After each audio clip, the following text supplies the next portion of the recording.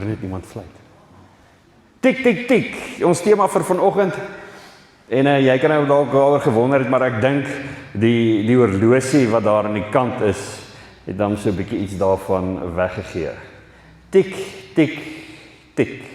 Kan ons is eintlik gewoond om te sê tik-tok, tik-tok, tik-tok. Dit is hoe 'n sekondewyser klink. Hier is die realiteit van hier waar jy nou sit. Hier waar ek staan en hier waar jy nou vanoggend sit, hier is die realiteit. Tik, tik, tik. Gaan elke sekonde verby. Die 3 sekondes wat nou so pas verby is verby. Kapot, klaar, kapies. In die geskiedenis van die mensdom sal daar nooit weer daai 3 sekondes wees nie. Die sekonde wat nou aftik, sal nooit weer wees nie. Dit is 'n bietjie van 'n breinding as jy regtig eers bewus word daarvan. It's gone. It's verby. Dis 3 sekondes van jou lewe en soos wat ek praat, elke liewe sekonde en vir die volgende 20 of 30 minute is dit verby, soos wat ons gaan. Kom. Jy gaan dit nooit weer terugkry nie, jy kan dit nie op Temu bestel nie, daar's niks wat jy kan doen om dit weer in te haal. Jy kan dit nie inhaal nie, dit is verby. Ek sit op die strand in die teenwoordigheid van die Here en hy maak my bewus van hierdie kosbare ding. Tik, tik, tik. Nooit weer sal daar 'n moment wees of 'n asemhaling wat jy nou asem gehaal het. It's gone. En die oomblik wanneer ons meer bewus word van wat nou gebeur in my lewe, of jy nou hier in die kerkbank sit en of jy môre besig is in jou bakkie of iewers besig is om te ry en jou werk doen of hoe dit ook al sy, word jy word bewus van die feit hoe kosbaar tyd is. Dan kom hier en daar breek 'n nuwe wêreld vir jou oop. Elke liewe sekonde van jou lewe tel. Elkeen. Die probleem daarmee is dat ons dit sommer ons vat dit so want ons het so groot geword en jou hele lewe lank al is jy gewoond om in hierdie goeders te werk wat lank dink. Ons dink ver. Ek sien daar's al 'n paar mense wat al klaar begin Kersfees dink. Dis hoe ons werk. Ons werk ver. Of jy werk na die volgende vakansie toe, jou volgende verlof toe, hoe dit ook al sy, om uit te sien na iets, gaan baie stadig. Wie van julle het al by die werk gesit en is regtig nie 'n lekker dag nie, en dis hierso so 11:00, en jy sien regtig uit na etenstyd. Ek het hierdie al baie ervaar. Haal ek my horlosie uit, dan voel ek vir my asof al 0:30 verby gegaan het, maar as ek kyk op my horlosie, dan is dit wraggies net 5 minute. Wraggies net 5 minute. Dit voel soos 'n ewigheid as jy uitsien na iets, of jy beplan 'n vakansie. Jy gaan nou 'n bietjie oor Europa toe, die Friese, jy het 'n vakansie iewerster wat jy vir jouself geboek het, en jy mamma het nou hierdie goed mooi beplan, jy het hierdie goed deurgesien, jy gaan met vakansie, Dawie gaan op met sy volgende toer, en jy sien uit na hierdie vakansie. Hoe gaan die tyd dan vir jou persoonlik verby? So dis 'n konsep in ons brein. Stadig. Die tyd gaan stadig verby. Maar die oomblik wanneer jy met daai vakansie is, of wanneer jy met etenstyd is, so vinnig. Gaan dit so vinnig verby. Jy het so uitgesien na daai jagtrippie, jy het maande lank al beplan, die manne wat nou nog gaan jag. Vrydagoggend is almal in rep en roer, of donderdagoggend in rep en roer, pak daai bakkie, ons gaan jag. As jy weer kyk, dan is jy Sondagmiddag op pad terug huis toe. Dis die realiteit, dis 'n psigologiese ding waarmee ons werk. Tyd voel 'n veer vir wie jy is. Nie een van ons kom los van die greep van tyd nie. Nie een van ons nie. Tyd gee regtig nie om wie jy is nie, hy gee nie om hoe dik is jou chequeboek of jou bankrekening nie, hy gee nie om waar jy bly nie, hy gee nie om wat is jou van nie. Tyd is vir ons almal dieselfde werklikheid. Hy sien niemand oor nie. En dan kan ons maar eintlik sê, tyd is ons groot baas. Tyd is die een wat ons lewens regeer. En hier is hierdie konsep wat ons geskep het en konsep wat God geskep het oor die eeue heen, wat ons half bietjie vasgevang hou. Tyd is ontstellend eerlik. Kobus, ons kan die ratte nie terugdraai nie. Ek wens ons kon. As ons nou hierdie horlosie kon vat, eerlikheid, baie mense sê vir my man, jy is nog bloedjong, maar ek voel vrek uit op 42.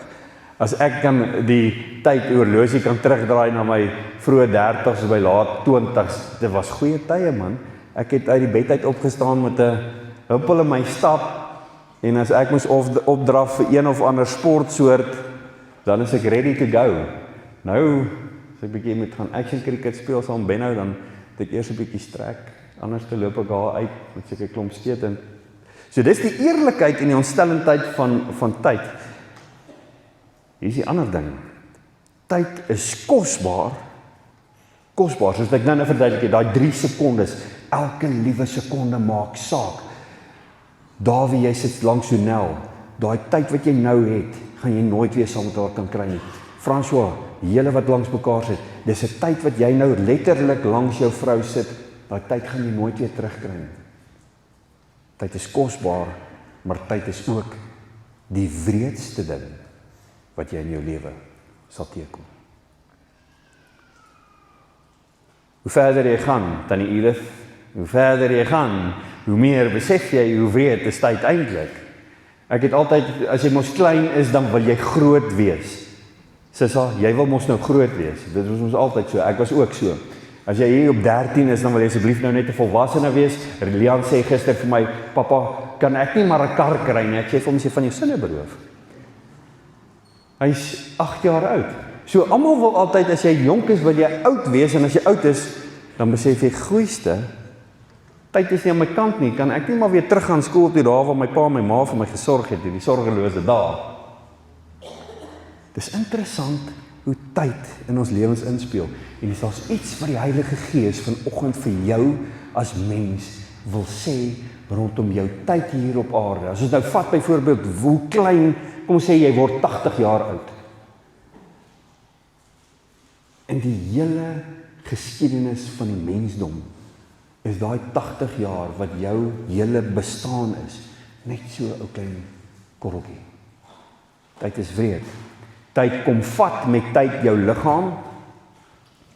Hy kom vat en hy kom breek met tyd jou liggaam af. Met tyd kry jy dalk so 'n bietjie wysheid by, maar ook met tyd moes jy redelik seer kry om die wysheid te bekom. Dis ongelukkig hoe die wêreld en die lewe werk. Ons leef asof ons beheer het oor ons dag, oor ons toekoms en selfs oor ons tyd. Ons dink ons het beheer oor ons tyd. Ons het nie. Die waarheid is, ons bestuur nie tyd nie. Ons is die groot onderdane van tyd. Tyd is ons baas. Ons beweeg net binne in tyd.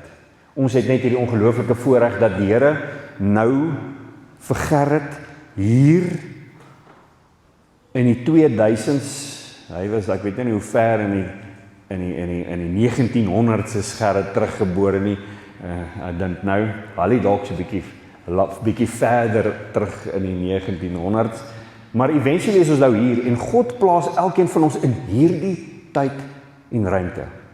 Nie 'n ander een nie. Nie in die nazi-konsentrasiekampe nie. Nie verder terug saam met Moses nie, in hierdie tyd.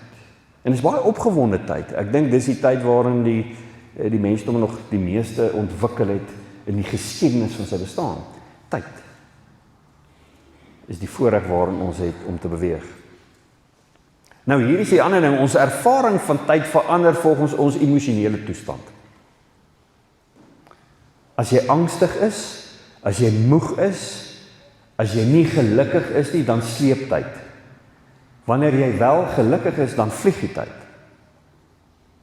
So tyd self verander nie. Ons bewussyn van tyd verander. So dis 'n kopding. Tyd is vir ons elkeen 'n kopding en ek dink dit is waar die Here ons vanoggend wil heen lei. Is dat tyd 'n kopding is. Dis jou bewussyn van tyd. Met die voorbeelde wat ek nou gebruik het van as jy met vakansie wil gaan, dan is jy so verskriklik opgewonde en as jy by die vakansie is, dan is 'n paar dae soms so vinnig verby. So dit gaan oor die menslike siege. Die kwaliteit van jou lewe lê nie in hoeveel tyd jy het nie, maar hoe teenwoordig jy in die tyd is. Niemand het gedink aan die 3 sekondes wat ek in die begin 'n voorbeeld van gemaak het. Die oomblik toe ek vir jou vertel het, tik, tik, tik, hier gaan die 3 sekondes verby. Wat het toe gebeur? Jy het bewus geword van tyd wat nou verbygaan. So dis jou bewuswording, dis hoe teenwoordig jy is in die tyd. Ons teksvers vanoggend Prediker 3. Julle ken hierdie teksvers baie goed. So ek gaan net fokus op vers 9 tot 12. Wat vooraf gaan, sê die wyse prediker, daar's 'n tyd om te kom, daar's 'n tyd om te gaan, daar's 'n tyd om te plant, daar's 'n tyd om te oes. Hy gaan so aan met verskillende tyd. Daar's 'n tyd om gebore te word, daar's 'n tyd om te sterf. Die hele eerste 8 verse gee hy voorbeelde van tyd. En daarmee probeer hy vir ons sê, daar's seisoene en of jy nou dit like of nie, dit is wat dit is. It is what it is. Dan gaan hy verder en hy skryf, hierdie amazing woord, hy skryf, wat kry die mens vir die werk waarmee hy hom vermoei? Wat kry die mens vir die werk waarmee hy hom vermoei? Ek het gesien dat God aan die mens 'n taak gegee het om hom mee besig te hou. En nou is ons vanoggend so 'n bietjie eerlik, krities met onsself. Ons almal word besig gehou of hou onsself besig met hierdie ding wat ons lewe noem. Ons almal gaan deur skool, jy werk en jy's op hierdie stadium besig met een of ander fase in jou lewe.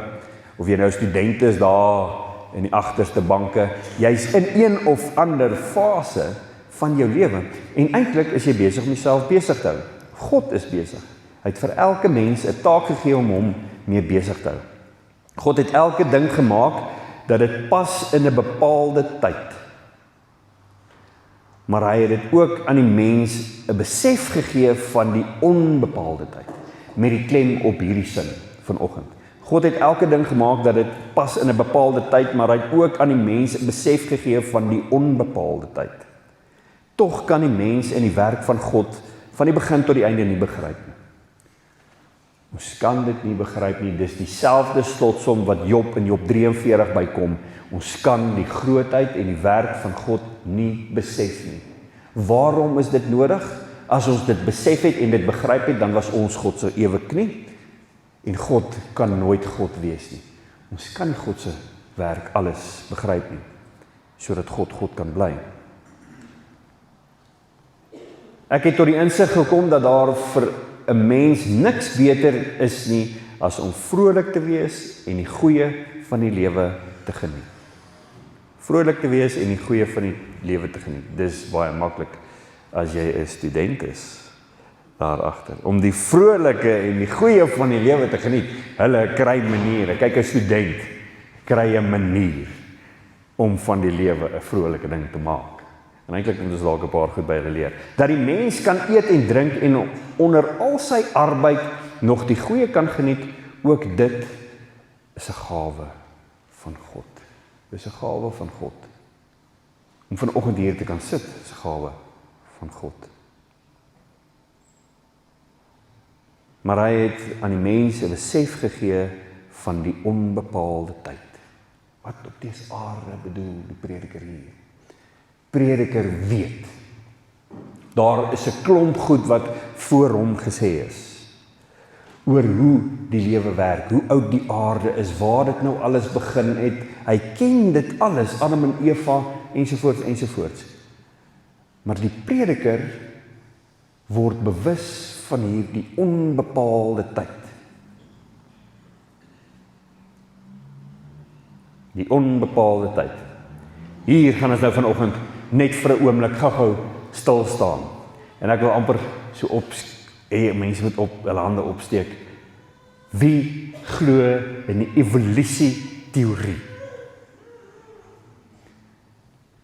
Dat daar organismes van opgebou is en oor die tyd is goed wat ontwikkel het en geëvolueer het oor tyd. Soos die dinosaurs. Waar is julle? Sy sal glo daar was dinosaurs. Wat doen ons met al die fossiele? Corneille, waar is al die dinosaurs? Wat doen ons met al die dinosaurs en die goed wat hulle opgegrawe het? Waar is hulle hier? Glo dit nie. Van. Ek maak nie 'n stelling nie. Ek nooi jou uit vanoggend om so 'n bietjie hieroor na te dink. Ons het 'n klomp wetenskap, want ons leef in die 21ste eeu met 'n enorme klomp wetenskap wat vir ons help om te verduidelik waar ons vandaan kom. Dit help ons. Die wetenskap en die teologie is nie vyande van mekaar nie. Hulle help mekaar. Ons is in 'n ongelooflike bevoorregte tyd waar ons 'n klomp wetenskap en tegnologie het. Kom ons sê nou maar. Goed het oor miljoene jare geëvolueer. Want die mense wat die Bybel geskryf het, weet nie wat ons vandag weet nie. Dit het oor tyd evolueer. Hier is die vraag.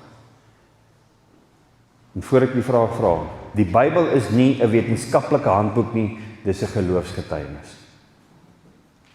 Moses het nie 'n klou gehad van WhatsApp nie. Hy het nie eers geweet dat die aarde rond is nie. Nie een van die karakters, selfs die mense van die Nuwe Testament, Paulus homself, het eers geweet die aarde is rond nie. Hulle het geensins die wetenskap verstaan soos ons dit vandag verstaan nie. Genesis is nie geskryf om te beskryf hoe lank dinge gebeur het nie, maar wie agter alles staan. So, kom ons sê nou, jy kyk nou National Geographic saam met jou kinders, of jy kyk dit nou maar net want dit is vir jou interessant, en ons praat nie in die kerk oor hierdie goed nie. Ons leer hierdie goed op die televisie, en die wetenskap is daar om dit vir ons te verduidelik. Ons is gelukkig genoeg om hierdie wetenskap te hê, wat vir ons kan sê, maar die aarde het oor 'n sekere tyd soveel goed het gebeur, want hier is die berg met die laag van rotsvorming oor 'n hele klomp tyd. Ek is mal oor argeologie. Hier sien ons dit. Hier is laag. Hier haal hulle op 'n droë land in die Karoo so ronde skulpie uit van 'n een of ander seedier van een of ander tyd. Ons sien gereeld dat mense met mekaar in debat kom oor wat is nou reg? Bestaan die aarde nou net vir 6000 jaar? Is dit nou presies so? Die skrywers almal wat nie hierdie kennis gehad het dat ons vandag het nie, ons glo hulle presies so, of gebruik ons, sê ons, goed, die Bybel is 'n getuienis van wat hierdie mense ervaar het. Ons weet vandag beter. Hoe dit ook al sê, jy sit dalk vanoggend hier en jy glo absoluut in die evolusieteorie oor 'n baie lang tyd, oor miljoene jare het die wêreld ontwikkel en spesies het ontwikkel soos wat die klimaat op die aarde ontwikkel. Hier is die punt wat ek probeer maak. It doesn't matter. It doesn't matter. Wat jy glo. God bly die groot argitek van hoe dit ook al begin het vir jou, en jy is jou opinie werd. Ons hoef nie die wetenskap af te skiet nie, en ons hoef ook nie, soos baie ateëste te maak, die Bybel af te skiet nie. Die punt van die saak is, God is die is die argitek van waar dit alles oor ook al mag begin het. God het alles aan mekaar gesit. Of jy nou glo in die 6-7 dae, se skepping binne in 7 dae, 100%. As jy glo dat die wetenskap vir ons belangrike insigte gegee het oor die jare heen, en jy glo in die evolusieteorie, dan wil ek vir jou sê, wie het daai proses aan die gang gesit? Was dit sommer net random, Big Bang of wat ook al, was dit sommer net random dat dit gebeur het? Of was God die argitek agter dit? Was hy die een wat dit begin het in elk geval? So it doesn't matter. Net ons 'n bietjie oor die wetenskap en ons alledaagse lewe. Ons praat nie oor hierdie goed nie, en dis goed dat ons in die kerk oor behoort te praat. Dis goed waarmee ons wat ons kinders vir ons kom vra. Sissa, in julle skoolhandboeke, is daai goed? Dis daar. Nee, dis die waarheid. Praat die waarheid. Dis daar. So dis belangrik dat ons in die kerk ook daaroor praat. Dis die wetenskap. Goed, nou kom ons verder en ons sê, as die rede hoekom die prediker hierdie goed skryf, is, hy het gelewe in 'n milieu waar daar geglo is die regte keuses en die regte goed gebeur met jou. As jy verkeerde keuses gemaak het, dan gebeur verkeerde goed met jou. Dis die dominante denkwyse waarop hulle gedink het, voor prediker en Job gekom het. Hoekom het dit verander? Jerusalem was hierdie, die beloofde land, was hierdie amazing plek, en toe wat gebeur? Plat. En hulle het gedink, hulle doen die regte ding. Die regte keuses en die regte goed gebeur met jou. Is dit die waarheid? Is dit die waarheid? As ek myself goed gedra, en ek is lief vir die Here, en ek is lief vir mense, dan gaan goeie goed met my gebeur. Gaan net goeie goed met my gebeur, daar gaan niks skeef loop nie. Is dit die waarheid? Nee, dis nie die waarheid nie. Ek het al die ongelooflikste mense ontmoet, en die moeilikheid het hulle getref.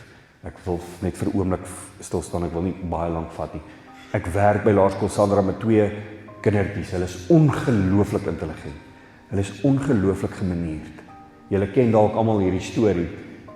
Daar's min water in Elof, en hulle bly op dieselfde perseel as die eienaar van die perseel, en daar's probleme met water, hulle kort 'n bietjie water.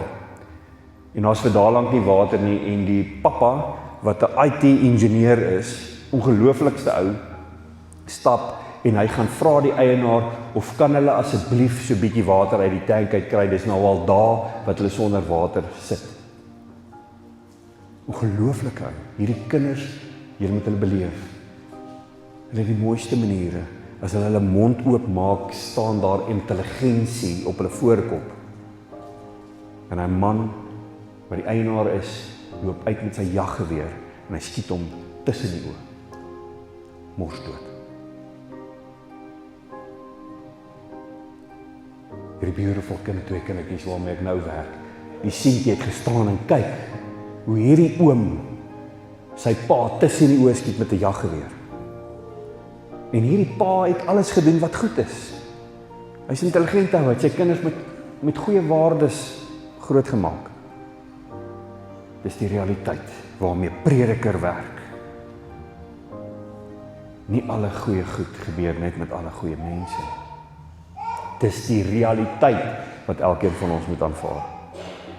Goeie goed gebeur met goeie mense, en dit is die eksistensiële krisis, as jy die mooi Afrikaans wil gebruik, waarmee prediker sit. Die hele boek Prediker probeer hy uitfigure, wat is dit dan nou eintlik? En dis sy slotsom wat hy dan nou neerskryf. Die groot vraag dan nou vanoggend, as dit nou by jou kom, wat doen jy met jou tyd? Ek het nou die 3 sekondes afgetel, tik, tik, tik, wat doen jy met jou tyd? As tyd dan nou almal se baas is, dan is die vraag, hoe leef jy wys binne jou tyd? Hoe gebruik jy jou tyd? Hoe gebruik jy jou tyd? Philip is hier 'n baie goeie voorbeeld van iemand wat geleef het en skielik is daar hartkwale. Philip is ek reg, en ekskuus as ek jou as 'n voorbeeld gebruik. Skielik word jy tot stilstand geroep binne 'n hospitaalbed en skielik besef Philip, tyd is sy baas. En ek seker daarvan na die tyd begin Philip leer hoe om wys binne in sy tyd te leef. Hoe met wysheid met sy tyd om te gaan. Wat is die goed wat hoort in my lewe en wat is die goed wat nie hoort nie? Wat is die mense wat in my lewe hoort en wat is nie die mense wat in my lewe hoort nie? Die Heilige Gees vra vanoggend vir elkeen van ons, asseblief moet nie dat ek jou in 'n siekbed sit voordat jy die kosbaarheid hiervan sal ontdek nie. Ons mors ons tyd met eindelose konflik om mense te probeer beïndruk. Ons is goed daarmee om mense tog net te beïndruk en ons hou daarvan om aan ou stories te herkou. Die uitnodiging wat die Here deur die werk van die Heilige Gees vanoggend vir jou bring, is dis 'n groot uitnodiging vir my en vir jou, is wees radikaal teenwoordig. Wat is die praktiese hiervan? Ons kan nou baie sê, maar wat is die praktiese hiervan? Wees radikaal teenwoordig en hier en nou wees radikaal teenwoordig in jou alledaagse lewe. 3 eenvoudige voorbeelde is, kyk mense in die oë. Kyk mense in die oë. Luister regtig. Dit 'n probleem met hierdie ding. My vrou praat met my. Ek skuldig. My vrou praat met my, maar ek besig met my selfoon. Besig om met my selfoon met ander goedjies. Is ek teenwoordig as man of as vrou in my huwelik daar en dan en nou? Nee. Ek luister met 'n halwe oor. Want ek is besig met iets anders. So, die Heilige Gees nooi ons vanoggend uit. Wees teenwoordig, radikaal, deur regtig vir mense te luister. As iemand met jou praat, luister. Luister om te hoor, luister om te verstaan. Voel wat jy voel. Jy mag voel wat jy voel. Dit wat jy hier ervaar. Ervaar dit. Jy is nie agter nie. Miskien sit jy nou vanoggend hier en voel jy het nie bereik in die lewe wat jy graag wou bereik het nie. Jy is dalk een van hulle. Môre op 'n stadium het ek ook so gevoel en in 'n sekere sin nog steeds. Jy is nie agter nie. Elkeen van ons se horlosie lyk anders. Jy is nooit agter nie.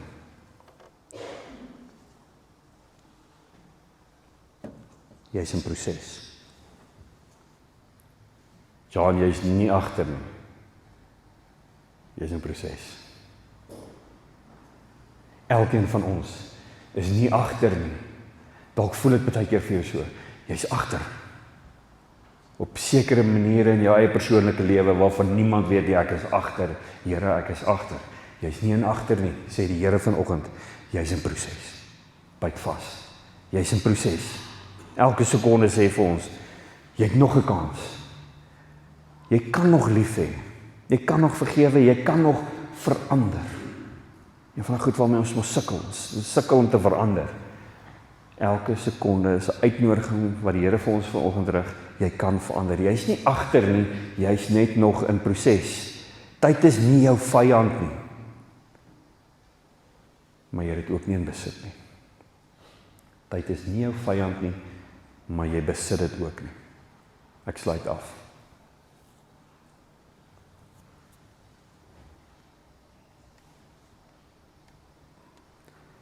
Miskien leef jou ma nog. Dis Moedersdag. Miskien is sy nie meer hier nie, miskien is jou ouma nog daar, miskien is jou ouma nie meer daar nie. Miskien is jou tannie wat jou dalk groot gemaak het, of enige vroulike figuur in jou lewe daar, en eendag is hier die vrou, en sy sê vir haarself, nou sy is besig in die lewe. Sy is 'n CA, sy werk kliphard, dis eindelose audits, dis 'n klomp werk, wat sy elke dag moet doen, en sy sê, mamma, gaan by jou uitkom. Sy al weer kry, dan is 3 weke weer verby. Mamma, Ek gaan by jou uitkom. Ek gaan by jou uitkom. En toe word sy geforseer om by haar uit te kom toe sy op haar doodsbed lê. Mag dit nie met ons so wees nie.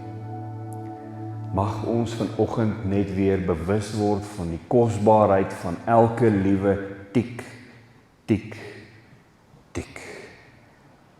We're never gonna get it back. Mag elkeen van daai sekondes saak maak. Ook wanneer ek besig is met elke mens deur elke dag van elke week. Mense waarmee ek daar buite werk. Ek sal besef. Tik, tik, tik. En ek hoop as jy vanoggend hier uitloop, hoe dit ook al sê, miskien is jou moeder nie meer hier nie, en ook nie jou ouma nie, maar miskien is jou vrou nog hier. Miskien is jou dogter nog daar, en sy is ook 'n moeder. Selfs julle, wat nog moeders moet word, die kosbaarheid van tyd sal ontdek. Sal weet, dit is ons groot baas, ons besit tyd nie. Tyd is die ruimte waarin ons kan leef. Tyd is die geleentheid wat ons behoort vas te gryp met elke liewe oomblik. Kom ons dank die Here saam.